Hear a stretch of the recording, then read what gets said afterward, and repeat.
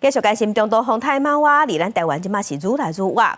气象局今日早起，即马是继续发布海上风台警报，而且早起的时嘛针对花莲、宜兰等7个县市发布大雨特报。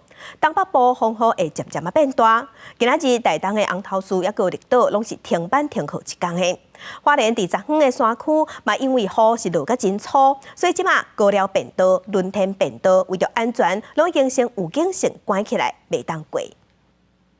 中东风台毛蛙接近，气象局发布海上风台警报，花莲山区出现较大雨势。30暗时高寮变道甲轮天变道2个变道有警线封起来，等大雨解除才可开放。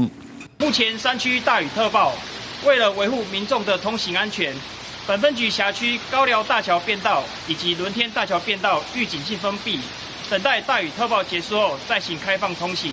毛蛙透早2点已经到高兰比东方差不多430公里的海面，强度小可减弱，暗过1万户半径300公里。受外围环流影响，3主要落雨地区是宜兰山区甲台中山区，拢100毫米以上的落雨量。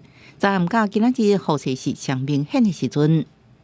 从今天晚上到明天，台风持续北上的过程，将是明天下雨最明显的时候。宜兰地区北部山区都还是要注意，会有局部大雨或豪雨发生的机会。而受到外围环流的影响，花东天气也比较不稳定，是容易下雨的。对了，落雨也要注意强阵风，这伫个南势的米里地场已经正做强风受灾户，主人赶紧将这池仔撤离到另外一个治疗。南势甲绿岛因为风力已经达到停班停课的标准，今仔日停班停课一天，苗栗以南也要注意强风。台湾的西侧因为地形效应的影响，有一些深红色的区块。